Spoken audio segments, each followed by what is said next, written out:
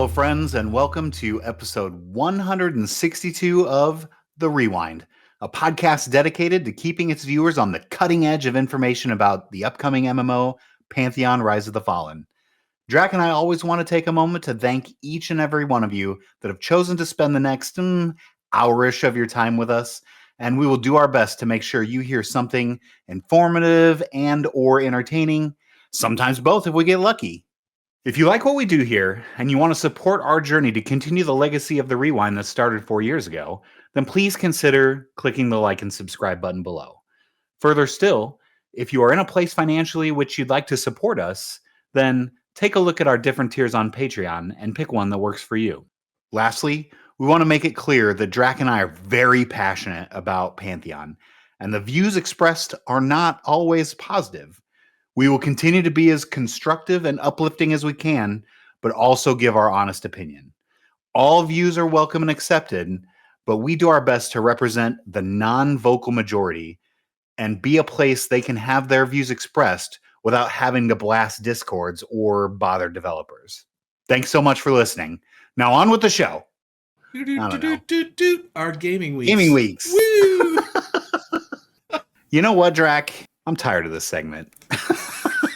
I'm sick of telling people the same thing that we do every week. I'm sure tired of people are tired of hearing us talk about EQ2. I mean, we're going to talk about Pantheon a whole bunch, so we don't need to tell them. They obviously know we're playing Pantheon. Go check out our streaming on Monday at the After Dark program on this SGL channel. But what do you think? You think we should do something new? What are you thinking? It's only been 5 weeks and you're already sick of stuff. Like, this is typical Dymlos. I am all about that. Change for just change alone. Just call me VR. Whoa. All right, fine. You want to change? Let's change it up. I'm thinking maybe something a little Lord of the Rings. How do you feel about that? I mean, obviously from our top 5 list a couple weeks ago, we know I'm a Lord of the Rings nerd. So yeah, maybe we just leave it at that and let people kind of ponder on that, what it could be. Yeah. We'll keep the beans close to our vest, like the great Ben Dean does. I love chest beans. That's for sure. Be on the lookout on our next show. It won't be this week. On our episode on August 31st, be on the lookout for something new and exciting. New and exciting. Love it.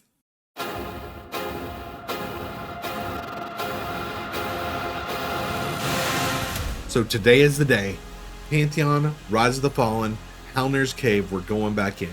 And you're going to need a static group to get into Halnir's Cave because it's group content, just like any good MMORPG should be. Group content. And I know who I'm going in and having adventures with. I'm going in with Grogu, the Human Warrior. I'm going in with Ziplox, the Dark Mirror Rogue. And of course, we can't leave out Anton, Doviditis, the Dark Mirror Shaman Glyphkeeper.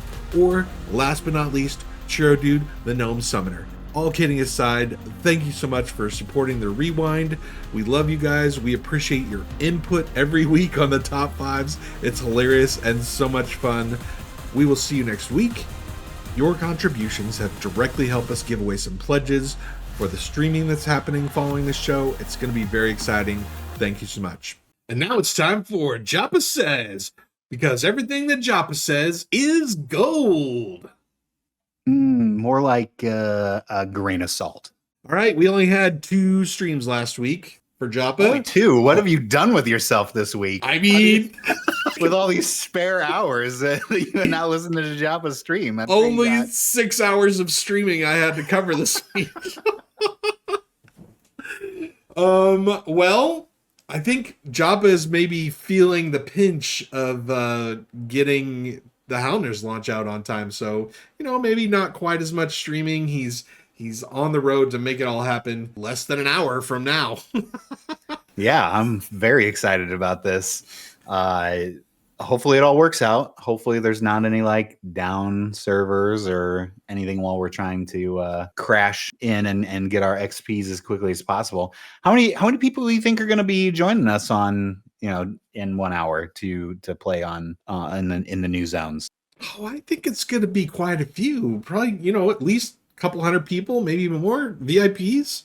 I think it's going to be a bunch. I hope so. We need to see the servers come back. We do have some new stuff this week. Joppa talks about bard instruments and how they were going to be very EQ-like.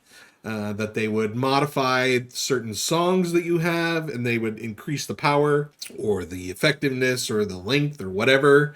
And Joppa wants bards to have to choose between dual wielding and an instrument or a weapon, but also there will be special weapons, quotation marks, where that count both as instruments and weapons. I know that this is the type of stuff that you love, so I'm gonna let you fawn all over this. Nom nom nom nom nom nom nom nom nom. I love this, of course I do. Can I play two instruments at the same time? What if I don't want to wield a weapon at all and I just want to play my bagpipes and bass drum? I don't know what. All I can think about is Dick Van Dyke in Mary Poppins, exactly. Where he's he's the walking one-man band. Yep. That's what I want. Can I get the bass drum with the cymbal on it and the harmonica in front of my face? And how many instruments can I put together before I don't have to actually swing a sword anymore and I can just dance around the party and just be a bard? I think that sounds great. You know what I'm just realizing after 20 years of playing MMOs? How come I wasn't a bard? This is my perfect class. I can just sit in the back and play bard songs. This is way better than being a wizard. What? How did I go wrong there? Well, first off, you thought being a lazy wizard was a good idea. That's just not good. And bard is always the best idea. It's the best thing in D&D. It was definitely the best class in EQ because it did everything. Problem is with EQ, you actually had to be a good player to play a good bard, and that puts you right out. So, yeah, well, that's probably why you didn't think of it, because you couldn't be a lazy bard. You had to be a good bard to play bard in EQ. But no, this is great. Instruments that modify the songs that you're singing, the buffs that you're giving your group, absolutely. Just like in EQ, playing the drum makes your solo song make you run faster. The horn makes your AoE blasts, the AoE nukes that you get, makes them stronger. No, this is all great stuff. And then of course, just like the Bard Epic, that was the first instrument that was also a weapon. Your sword was, and it also amplified your singing.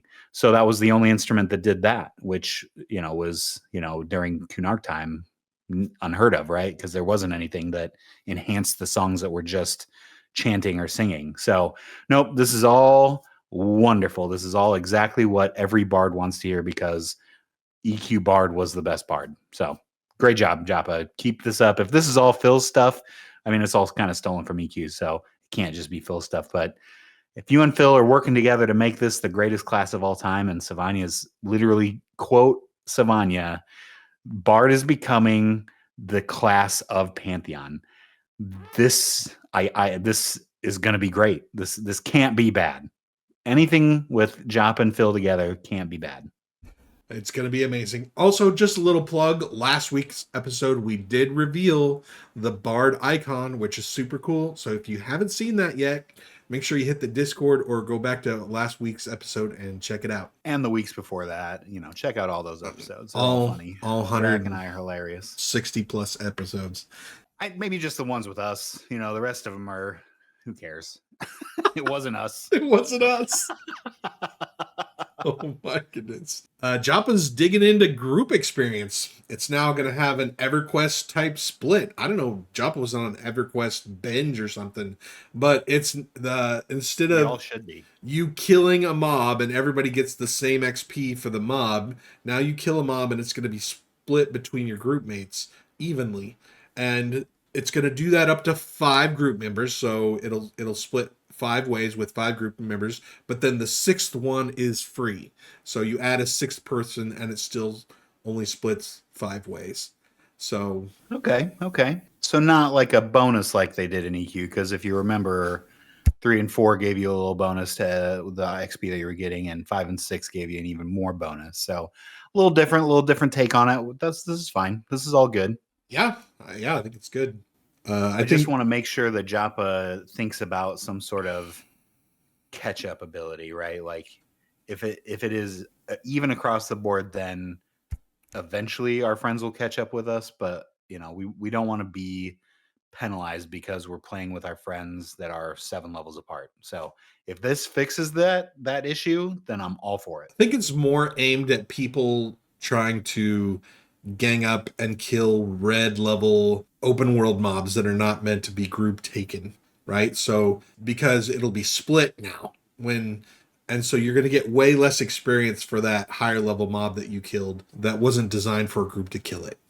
That's what I think it's the main target or the plan is for that. So it's quantity, not quality now? Yeah, they want groups to hit group mobs or dungeon mobs. Absolutely. Got it. Nope, this sounds good. We'll see in 1 hour if it's good or not. Joppa talks a little bit about the classes that he's been playing. I actually knew Joppa's favorite class. That was a dwarf cleric. That's his main. He's talked about that for years. But then he talked about maybe his number one alt being an ogre necromancer as an alt. Yeah, now we know why the ogre necromancer got in the game. Yep, that's exactly what I was thinking. Little Joppa influence never hurt anybody. What do I want to play? Ogre necromancer. Yep, we're adding it in. It's in the lore. JN, write this up, sucker. Mine. Can we get a Scar Wizard? Is that possible? Can that be your other alt? Scar Bard. I mean, we need lots of these things. I thought we already had a Scar Bard. And I think that was just a joke. Joppa also talked a little bit about maps. Pantheon maps are good. Pantheon is expected to have topographical maps or hand-drawn top-down maps. No GPS, no minimap, no orientation for where you are on the map at all, but just a map of the zone that you uncover as you go along. Now, there's several different ways you can uncover those maps. That would be one, purchase maps from vendors. So there's going to be some kind of map vendor and you just go buy it. You can also put together map fragments. So there'll be map fragments that are either in chests or drop off mobs or whatever. And then when you put them all together, then you get the map of the zone, or you explore. So you would like uncover all the darkness of the map and then you would get the map. Perfect. Absolutely perfect. I don't need a GPS. I just need to know where things are.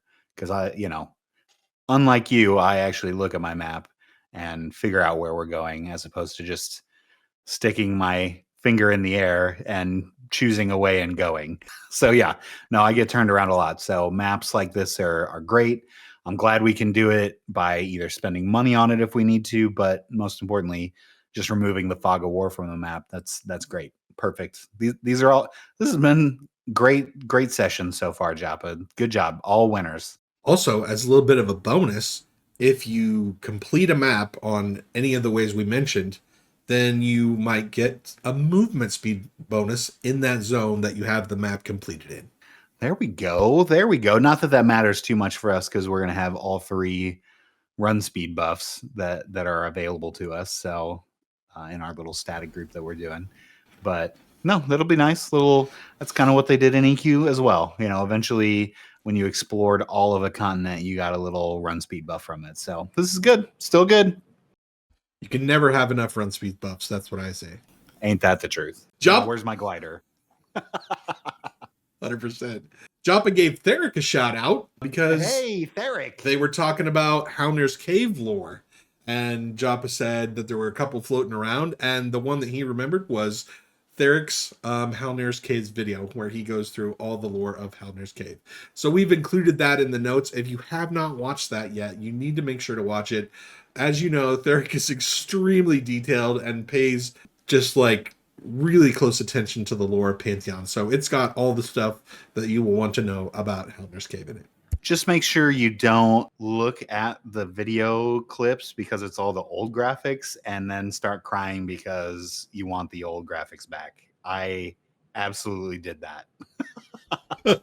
That might make you a little sad. Just seeing the banner when you walk into Throne Fast And I miss those old graphics so much. Just hit the play button and minimize it. It's going to be fine.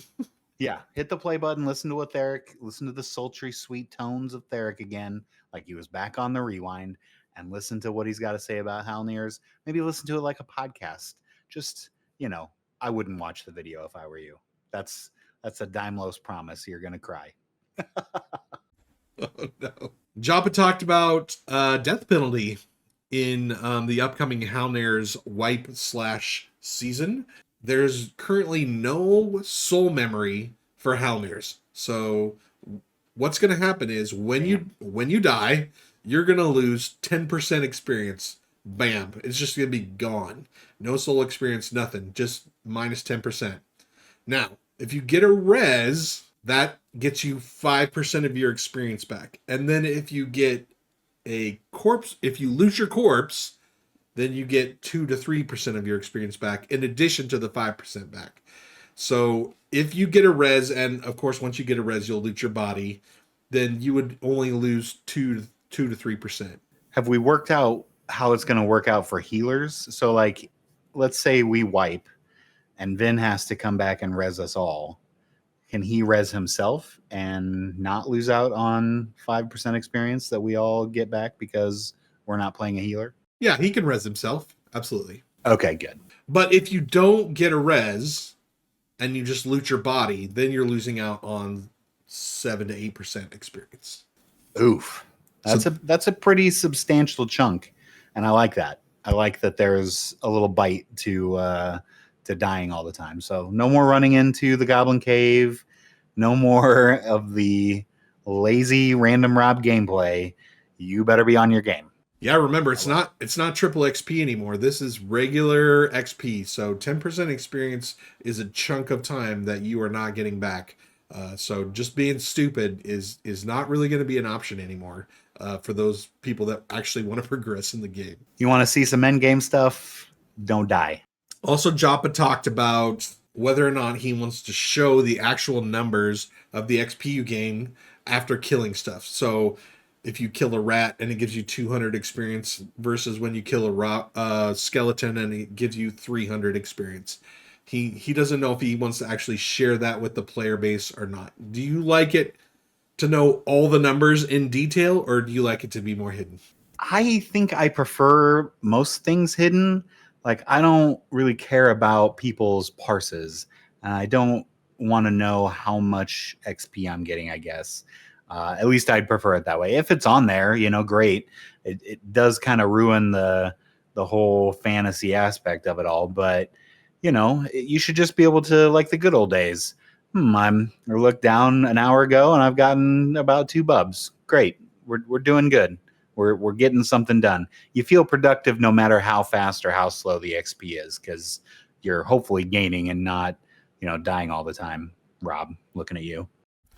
Wait, there's no parses in Pantheon. There's no DPS meters. What are you talking about? Where's the DPS meter? Oh, right. No, maybe you missed the last couple months, but yeah, those are definitely in and a go. Last but not least, vanity pets. Joppa is not a fan of vanity pets. Neither am I, actually. I don't like dumb, stupid pets that just follow me around and don't do anything. I think that's the epitome of stupid. But yeah, I can agree with that. But it also can be cute. It's fine. Some people like that. I'm never gonna have one following me around, but some people like that sort of thing. Yeah, some people like to Pokemon up their MMO. It's just not my thing. Yeah, now if I was in a Pokemon MMO, I'd absolutely want it. But, in Pantheon, I don't need a little dragon, a little badger. I don't know what it would even be in something like Pantheon. So, I mean, maybe if like I was a ranger and my hawk was on my shoulder or something like that I had beckoned or that I had tamed or something like that, then okay, cool. But like everyone just gets a little snake that follows them around. Dumb. I'm with Joppa on this. I feel like it gets stupid quick, right? Because all of a sudden there's Yeah. an octopus that's following you around. Wait a minute, what the heck? Or there's always a kitten. Like, why would I bring a kitten into battle with me? I'm slaying orcs, and there's just like a little kitten sitting right beside me. It's gonna turn into a fearsome house cat. Rawr. Joppa did mention that could be possible vanity pets, but this would be something that would be in your houses or on your boat. Houseboat! Houseboat! Get in the comments, people. Get in the comments. We want houseboats. Get in the comments. Tell Joppa. Joppa didn't say this, but also I'm thinking these types of pets, these vanity pets, are great on a cat shop. Like, people love this type of crap, and they love spending money on it. So I am 100% for this. If you keep it to houses and boats, yes, do this. Sell the crap out of it, because I'm not going to be tempted in the least to buy any of these pets for my houseboat and or house. So just sell the crap out of them, make a bunch of money, and fund the rest of the game by selling vanity pets for houses and houseboats. Perfect. I'm all for this. Houseboat! Remember, immediately following this rewind, we're actually going to be playing in Halnir's on the brand new wipe with brand new fresh characters. So make sure you join us on the stream. We'll see you there. Well, let us get to level 10 first, before we head to Halnir as well. Maybe more like level 12, because, when Joppa says level 10, it really means more like level 12. It's a true story. The Pantheon community is full of cool projects, new people, and things that are just worth sharing. What's this over here? Look at that. So let's see what we can find in this week's Community Spotlight. We have a correction. A listener correction. We have something wrong, Draq? Are you kidding? I know that this is super shocking that we got something wrong. I'm pretty sure that First, who sent me this tell, probably didn't hear things correctly, but nonetheless, alternative facts. Alternative facts. Misinformation, if you will.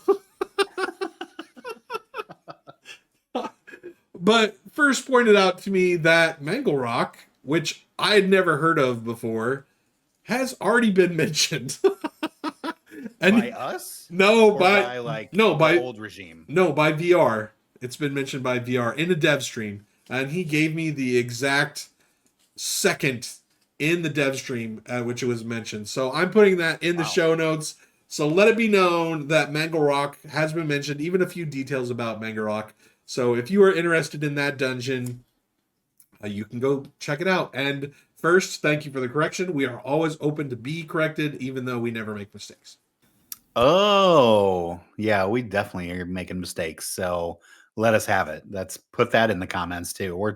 We totally fine. We want those comments because, algorithm, totally fine. Just blast us all you want to. Next up, we have a Pantheon song. It was composed by AI over at suno.com. So Bell666 has posted a Pantheon song composed by AI and a fan song. So let's hear a little clip of that right now.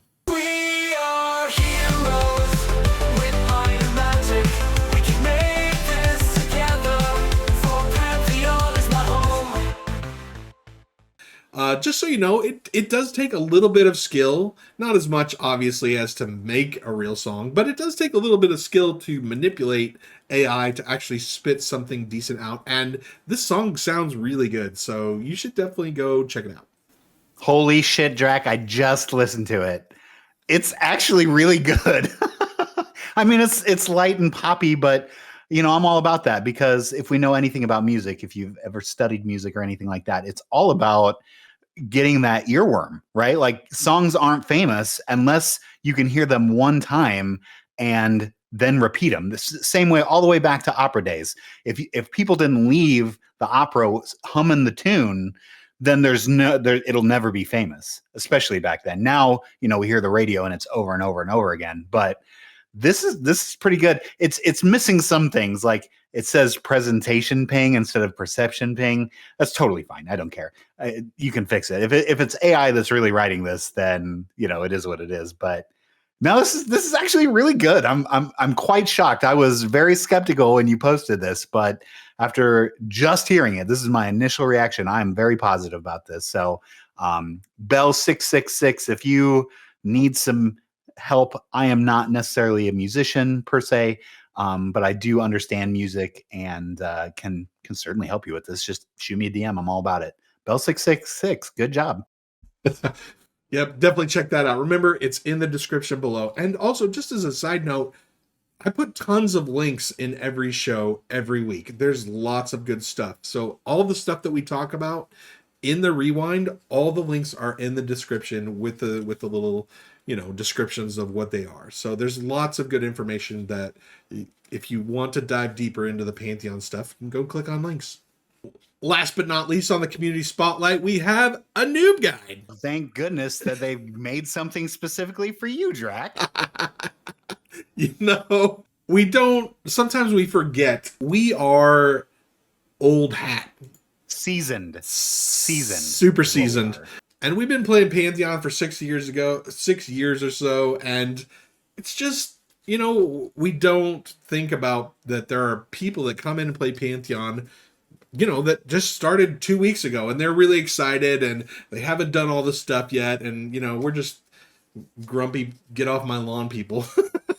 So, well, I think that was the lesson that we learned last week with the Q&A, right? Like that was my biggest takeaway is that this Q&A was not for us. It was for people that are just seeing Pantheon for the first time or honestly getting caught up. Maybe they took off for 6 years and haven't been as hardcore as we are for the last however and need to see what changes have been made and what is new in the game. So yeah, this is good. Noob guys definitely need to go out there. Old seasoned people like us need to stop being so grumpy and be very welcoming of these people because these are the people that are going to pay the subs, right? Like if we're assholes to them, Vendini, I'm looking at you, then they're not going to pay the subs and our game's going to go away very quickly. So we definitely, as a community, this is my getting on the soapbox. Do your best to be the community that we say we are. Go help those noobs by making guides or just helping them in the game, answering their questions.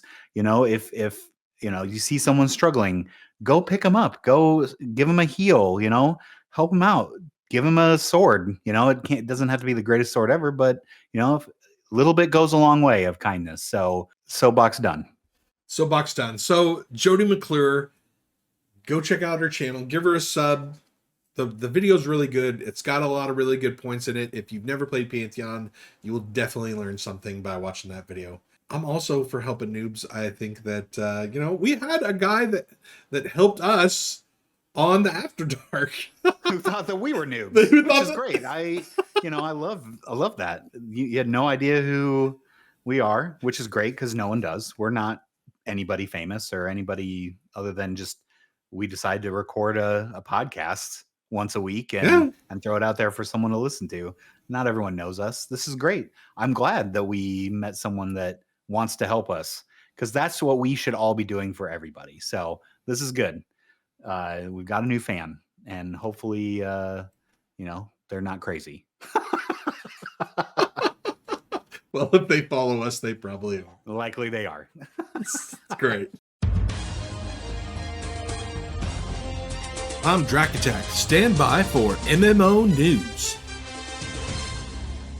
Here we are. We're doing some news that we actually have covered before. A couple weeks ago, we did an article about Stars Reach, if you remember that game. It's with one of the developers from God, I can't even remember what Star Wars Galaxies. Yeah, it was Galaxies. Yeah. Probably some other things too. Probably WoW or something like that. I don't care. No, it was Galaxies. Definitely Galaxies. I'm sure his name's Rafe Coaster, and I'm sure he's done more than Star Wars Galaxies. He was on something else, I'm sure. But this is kind of his baby. If you didn't hear the last episode, we were talking about this. He's doing a new game, Stars Reach. It's going to be very inclusive, inviting, easy to play, accessible. All those buzzwords that gamers some do want to hear, some don't want to hear. I don't know about you, Draq. This is probably not necessarily the game for us specifically. It could be fun.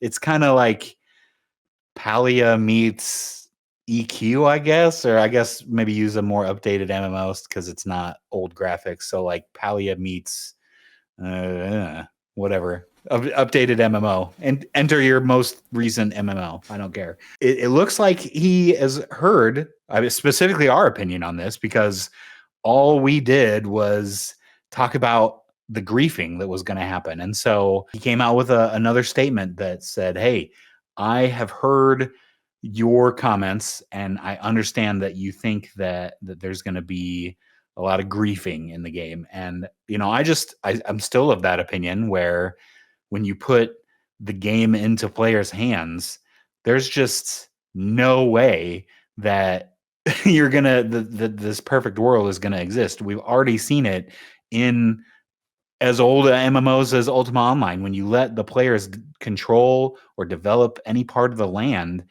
likely it's just gonna turn to shit, right? Like that's just how gamers are. Unfortunately, the days are long past of when, you know, EQ was nice. It turned spoil very quickly when the game got popular, and then, you know, 4 years later we got WoW and the Barons chat and how terrible that stuff was. So, you know, it's hard to and it's been that way ever since, right? Like there's not been any.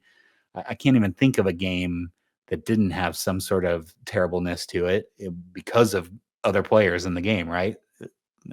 Comments, Draq, on this so far? Isn't this the game that's going to do everything for everyone? You can play the game however you want. You can do whatever you want. It's right. It's like real life. Like if you can imagine it, it can happen. Unless you want to grief someone, apparently. He says there's not going to be forced grouping with untrusted players. I think that's a huge aspect, and something that is very much so part of MMOs. Like you and I don't want to go necessarily and pug it up with just some random people, right? Like we would prefer to play with people that we know that's not going to necessarily ruin our gameplay experience because we trust them, right? So being forced to group in a pug, like games that we play, is very unsettling, and that's how griefing begins, right? Like you are to play the game, to play Pantheon, you have to be in a group. And so if this is not going to do that, I don't know how it's not going to do that when it's a MMO. But you know, they're thinking outside of the box, so it's cool to see some different ideas being thrown around out there.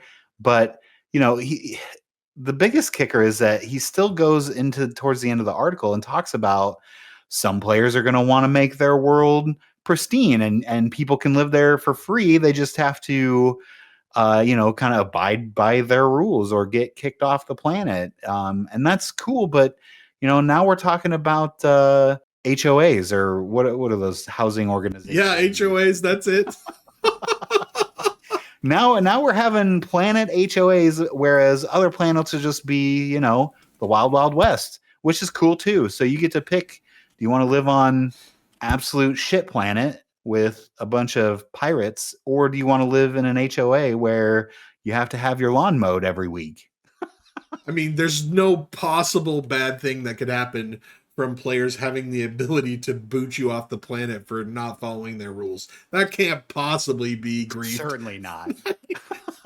It's just niceness and love. This is all just a bunch of crap. This is just craziness. He's just talking. If you're never forced to group with any other person, that just means that the whole game can be done solo. That's what that means. That you're not actually no longer an MMO, right? And it's no longer an MMO. That's 100% what's going on here. So if you can do the whole game without ever grouping with anyone else that you don't want to group with, then you're just playing a single player RPG in an open world with some other people that you don't even have to interact with, because you can kick them off your planet if you want to.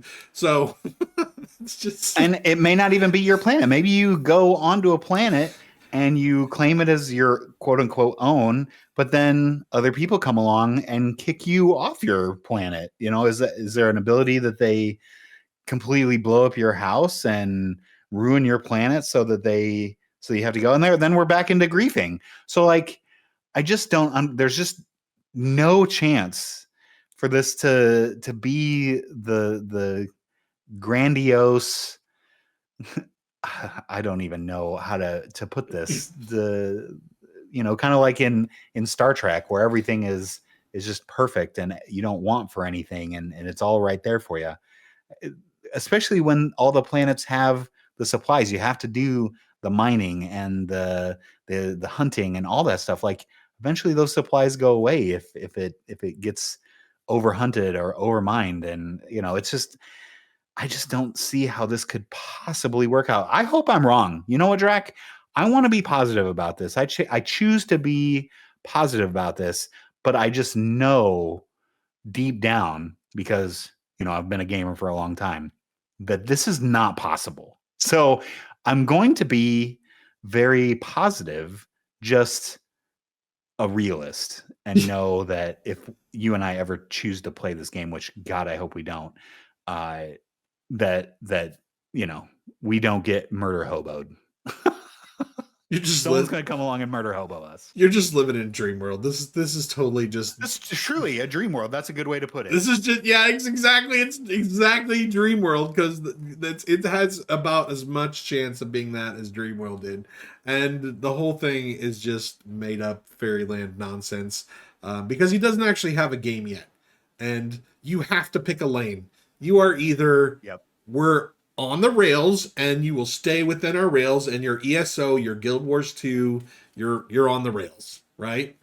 Or you're not. And it's the wild, wild west, and you're open for the griefing, you're open for the whatever, right? And you deal with the worst of the people that are griefing, and everything else you just have to put up with. Those are your two choices. Let's be positive about it, Drag.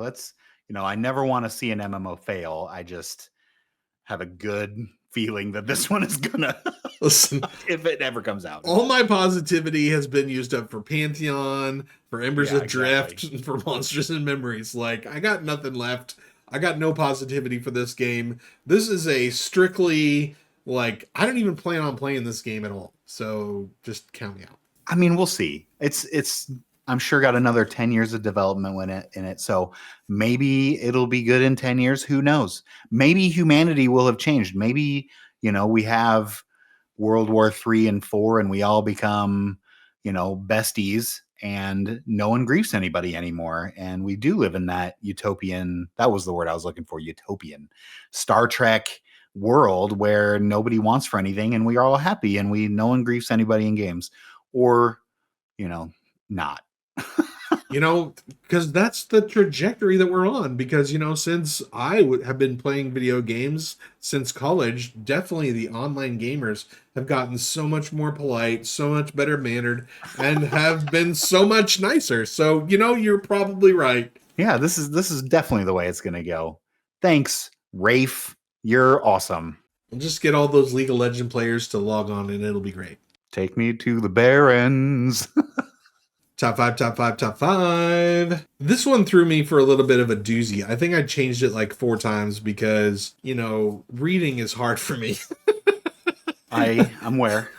That has been a very much a thing about you for a long time. And I just kind of scanned over it to begin with, and I just glommed onto like certain parts of it first. I saw co-op and I was just like, oh, co-op games, yes. And then Dymlos was like, those aren't arcade games. So what Dymlos has for us this week is the top 5 co-op arcade games released before the year 2000, which is, I thought it was not 1990s. That was what it was phrased as first. Yeah, but then that was the original plan. But then there were some games that were like 1989, and it's like, I have to follow the rules, but you can do whatever you want. You have dictated that I have to come up with this idea every week. So yeah, I get to change the rules. It's literally my rule. Who do you think you are, Joppa? All right, top 5 arcade game released before the year 2000. Number 5, Bubble Bobble.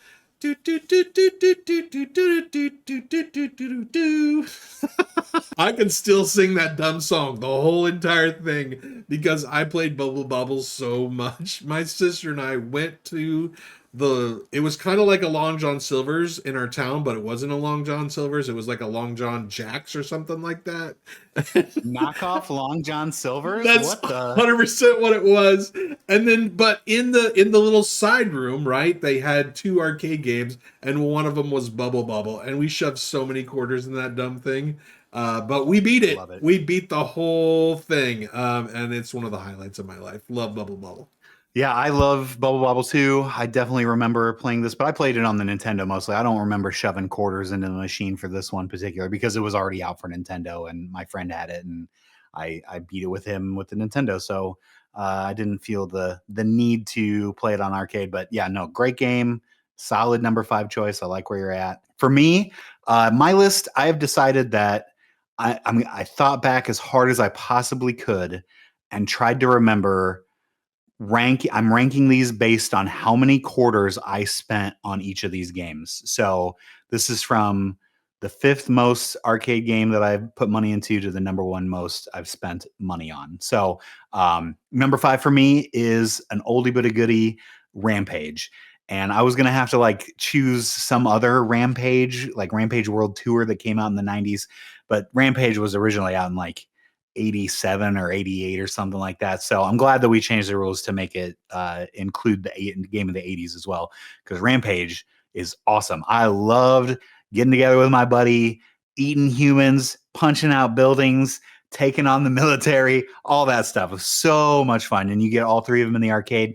Yeah, the Nintendo version only had 2, but the arcade game, I absolutely plugged in quarter after quarter after quarter in this game to beat up on things. It was wonderful. You remember that game? Loved it. And this is you cheating, because I totally would have put Rampage on my list had I known that it was an option, because it isn't in the 90s. So, but I'll allow it because it is awesome. But which Rampage character did you pick? I was always the lizard. So the one that looked most like Godzilla. I was always I think it was Izzy. Yeah, I was always the wolf. Wolf is a good choice too. Ape, no one wants to be King Kong. That's boring. We want to be either, Gogeta or, a werewolf, of course. Like how cool is that? Super cool. Number 4, Terminator 2 Judgment Day. Boom. Love it. Put gun games on there early. Get them out there early. Get them out there often. They're the best. This is the only gun game that I probably ever played in the arcade. 1, because my parents would not let me watch Terminator 2. So this was the only way that I got to experience Terminator 2.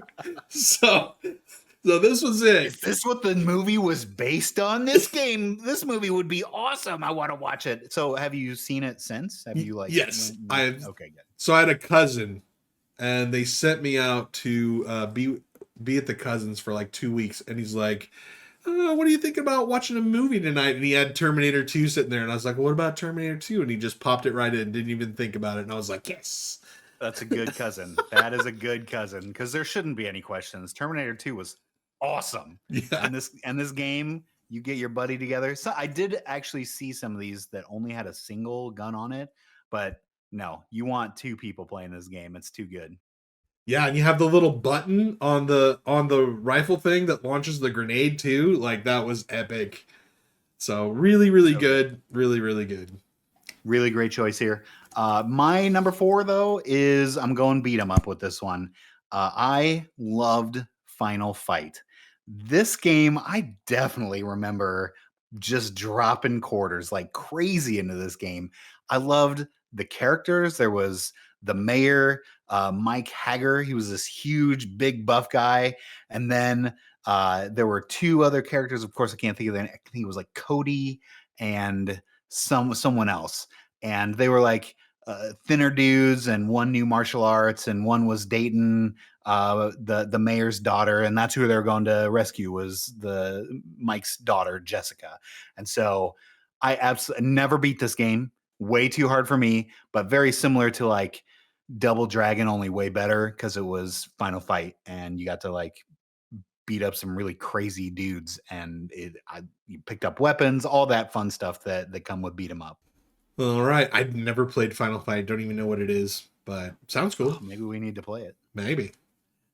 But games that I have played is D&D, A Shadow of Mystaria. Love this game. In fact, we played a version on this. I don't know if you remember. It's been a while. Oh, I do. It's been a while. But we played a version of this we had at the time we were Pantheon Plus, we had a Pantheon Plus arcade night, and we played this with Sarah and Essen, and we had a lot of fun. You should be seeing that video right now. But We did have a lot of fun with this. that was a lot of fun. We did it for like 2 hours, I think. It was pretty fun. We beat the whole game, and then we like did another game on top of that. Like we beat 2 D&D games. It was awesome. Yeah. Very similar to like Gauntlet if you've never played this before, but yeah, or like Golden Axe and types of games like that. Yeah. But I remember back in the day actually shoving quarters in this thing because it was also super fun. My favorite part of that night was, you couldn't hurt each other with your weapons, but you could hurt each other with things that you threw, and that became like little area of effect fires on the ground and stuff. So, but about halfway through, I discovered this, and I was like, man, this is, we're just like waylaying through this, and I wanted to give us a little challenge. So I just randomly started dropping little AoE bombs on mostly on Essen, and it took him a while to figure out, but eventually he started dropping them back on me. It was really funny. So if like you're watching this video and you see me smirking in the corner, that's what I was doing. I was just dropping fire on Essen and killing him. That's so hilarious. I didn't even know that. He did eventually figure it out and start blowing me back up. But no, good number 3, Draq. I love it. For me, number 3, I'm going to my gun game. This is one of my 2 gun games. I think this had to have been the first gun game that I ever played. There were probably gun games before it, but none of them really interested me. But then when you add a little like science fiction to it, I'm all about it. So Area 51, this game like kind of changed how I view gun games. And I enjoyed them after that. I could always go back to like a House of the Dead, even though I'm not super into like horror films or anything like that, and shooting zombies and things like that. But I was eventually able to find fun with it. And Area 51 was the absolute thing that turned me onto that. And so then it kind of turned into something else. We'll get into that in a little bit here. But yeah, Area 51, super, super fun game. For the time, the graphics were killer. Like all the color schemes that they used with the different types of aliens, the bright yellows and the bright glowy greens and things like that. It was definitely very different than anything else you could play at the arcade. And that's why I think it was so popular. It was just so different and so new, and the gameplay was great. Did you ever play this one, Draq? Nope. I was just not that much into the gun games. I preferred the other stuff better. But what I did like and immediately went to as soon as I saw it for the very first time was TMNT, which for those that are uneducated, that is Teenage Mutant Ninja Turtles. Teenage Mutant Ninja Turtles. Teenage Mutant Ninja Turtles. Heroes in a Half Shell. Turtle Power. Turtle Power. Dude, this game had everything. It even had the theme song. It was amazing. And of course, I only played Donatello. I had the long reach, which is good for me because I don't like it when things get close to me. So I would beat things with my long range bow staff, and I was amazing at this game. It's fantastic. I thought that I was amazing at this game. Well, let's talk about it a little further, because this is actually something that you and I match on. So my number 2 is also Teenage Mutant Ninja Turtles. This might be the greatest co-op game amongst everybody of all time, like the highest rated of amongst everybody. This is kind of the thing that did it the best.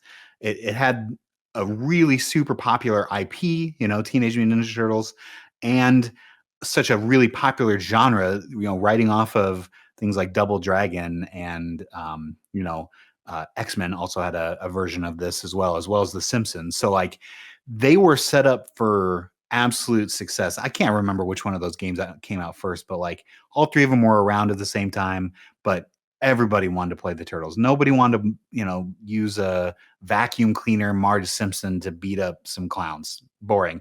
I want to take my bow staff, because I was at the time also Donatello, and beat the crap out of some Foot Clan and take it to Shredder, right? Like Rocksteady and Bebop.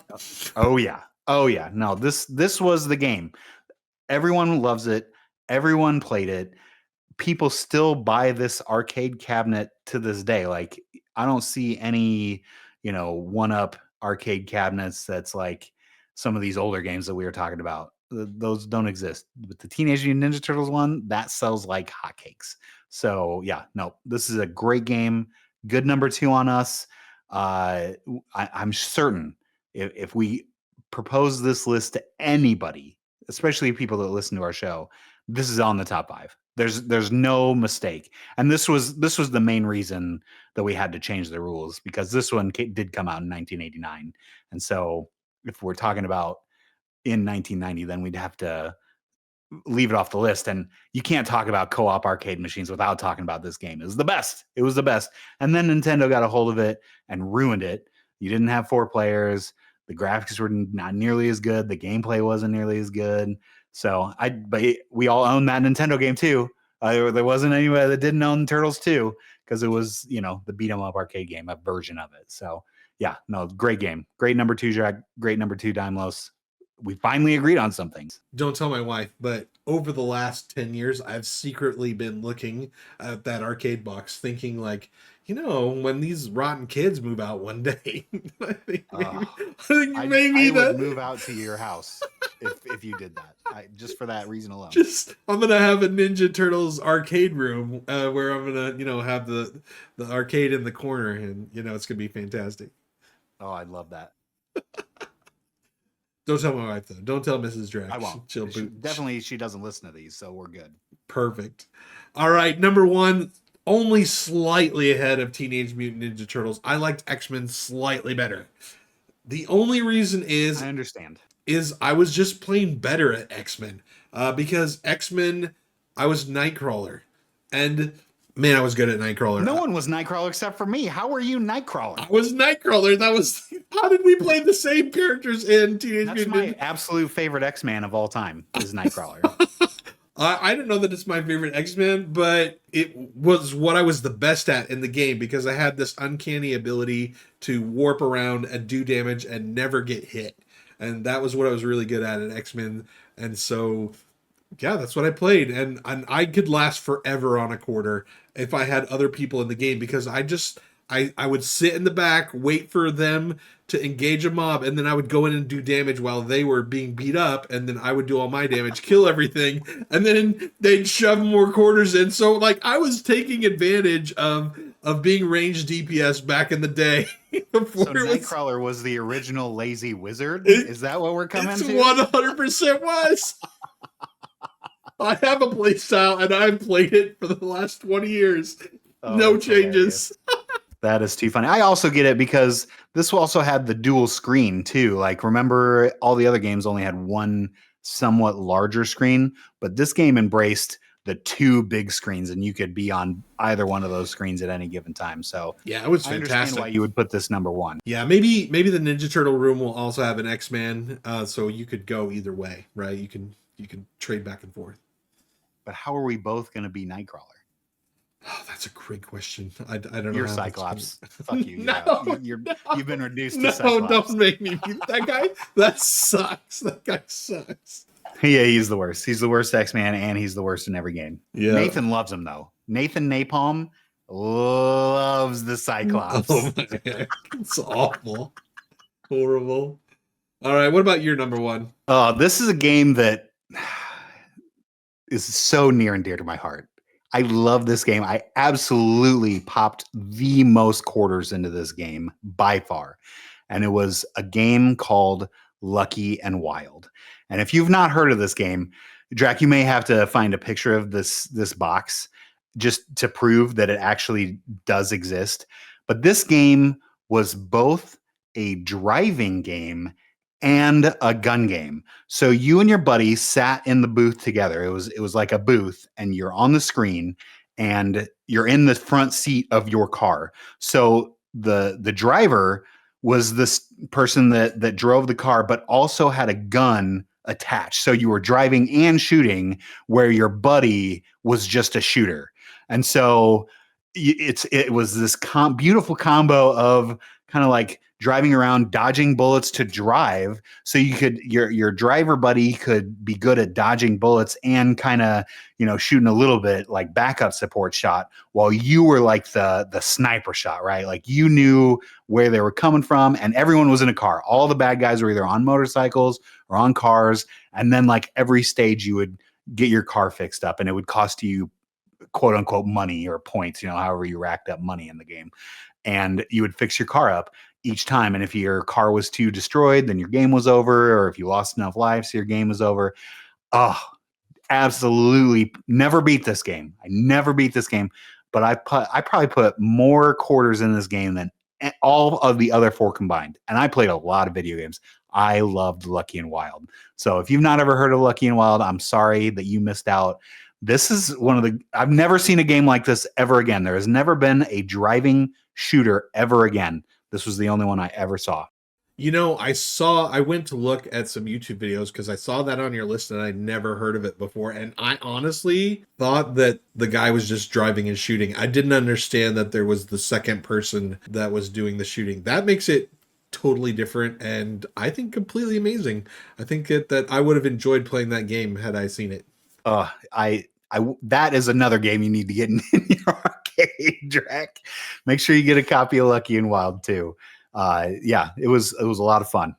Even the single player, when you're just driving and shooting alone, much harder. Certainly much harder because it's a whole lot easier when your buddy has a better view because you're trying to avoid cars and not take damage that way. But still, even as one player, it was super fun, but definitely better with 2 people. All right, well, that's our top 5 list. I feel like once again, kind of an uneventful week. There wasn't a lot of arguing. I feel like we both kind of respected each other's lists. What about our Fearless Raid Party? Did they come up with good lists or did they have some stinkers?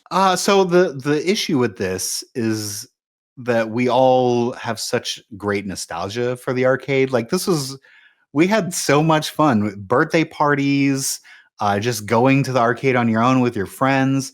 Like this was all good times. I don't know if there is a wrong answer for these, and that's why we're agreeing on this. I'll have to come up with something much more hardcore that we can argue on next week. But honestly, Zip's and Grogu's lists are all very similar. Some repeats from our list, of course. Zip had NBA Jam, great. We did, you and I are not necessarily the most sporty people, so that's not at the front of our minds when we're talking about these types of games. But NBA Jam was super fun. You got your buddy, you played along, or you played versus too. So it does count as a co-op because you could play together. Oh, do you know why NBA Jam doesn't make the list? Because it's not as fun as any of these other games? No, that's not it at all. Because Michael Jordan was not in NBA Jam. Of course. Eventually, he did make his way into an edition of NBA Jam. I don't know if it was it wasn't tournament edition one. Yeah, it wasn't. It was down the road. It was down the road. Yeah, it was Scottie Pippen and Kukoc. Tony Kukoc. Kukoc. Yeah, it was. Yeah, who wants to play the Bulls and beat Scottie Pippen and Tony Kukoc? I think in the original one it was Horace Grant. Oh, maybe was the other guy. Yeah. Whatever. It doesn't matter. No, it wasn't Michael Jordan. It wasn't Michael Jordan. That's who everybody wanted to be, and no, it wasn't in NBA. Gave Scottie Pippen the Michael Jordan stats. So Scottie Pippen was a great basketball player. There's no question about that. But he was certainly no Michael Jordan. But he ended up getting like Michael Jordan godlike stats in that game, and it was just meh. It was meh. Totally agree. Yeah. So number 5, NBA Jam. Number 4 for him was a gun game, Time Crisis. Another great one. Definitely, if there was a top 10 it would probably be in my top 10. So good there. Very similar to like Area 51 that we talked about before, and is also on Zip's list. His number 2 is Area 51. Great game. I'm glad that he did mention a Gauntlet game because Gauntlet is such a great game. Like D&D, like Golden Axe. These games where we all co-op. Green Archer needs food. Needs sustenance, wonderful games. I'm glad it got mentioned because it definitely deserves to be in someone's top 5. Just because it's not in mine doesn't mean it doesn't belong somewhere in someone's top 5. It's a great game. It would definitely be on my top 10, but I had to, cut some things out, right? Not a 90s game. I think, okay, so he put Gauntlet Legends. I think that was the original Gauntlet. You're right. in the 80s, but I think Gauntlet Legends was in the 90s because this was a later version of it. But yeah, of course, his number one, TMNT. Same with Grogu. His number one was TMNT. You cannot go wrong here. If it wasn't for Lucky and Wild, I would have had TMNT as my number one. It's such a great game. I think when we came up with this, it was the reasoning. It had to be on the list. When we're talking about co-op games, this one had to be on, and it's everyone's easily in the top 5, if not 1 or 2. So yeah, great list here, Zip. Area 51, of course, that was my number 3, so I can't poo-poo on that where you put it. Great list. Grogu had your number 1 at number 5. X-Men, great. Final Fight, love Final Fight. It just is one of the best beat 'em ups of all time. I think it was even better than Double Dragon, but Grogu did have Double Dragon as number 2. He also had Golden Axe. These are all great games. None of these games are bad. I cannot poop on any of these games, even NBA Jam. I have no problem with that being in someone's top 5. All these games, there are so many more games that could be in a top 5. There's just only 5 spots, right? And so I just, we all had to make some really tough decisions, but I think we all can agree that the arcade was the best. When we were kids, this was such a great nostalgic thing. I'm glad we all got to relive all this stuff together. So hopefully everyone's feeling that great nostalgia feeling, of being a kid, being in an arcade, being at somebody's birthday party, or just at an arcade in general. I miss those times. I miss that arcades aren't around anymore and that we can't go pump quarters in because, eventually games you had to start funneling. You remember when Street Fighter 2 Ultimate Edition came out and you had to start paying 50 cents for a game? Man, that was the beginning of the end. We didn't even know it, but that was the beginning of the end. Then you start pumping actual dollar bills just to play one time. No thanks. That was the death. When it was no longer a quarter, that was a death for me. Dude, have you been to an arcade recently? It's murder. Like, do they even exist? Oh yeah. I couldn't imagine that they could be. They're not in restaurants anymore. That's like they're like little mini theme parks. So you have like Dave and Buster's or whatever. The parents get sloshed while the kids. But you don't even put coins in machines anymore. They give you credit cards. Smart, because then you don't know. Know. You just keep spending, just like a real credit card. 14.3 credits. Terrible lessons. Yeah, exactly. Oh, well, if you're just nickel and diming me to death, I'm just going to keep swiping my card. This is great. Give me the tickets. It's totally fine. Give me the tickets. But you know what? I'm glad we did this list too. Arcade games, co-op arcade games were my favorite. And the reason they were my favorite, because for me, it was the original MMO. I didn't like playing arcade games where I was alone. I didn't like playing arcade games where it was me versus the computer. I like playing arcade games that I played with other people. That was the whole fun for me. And so this was the very beginning of me and my MMO journey.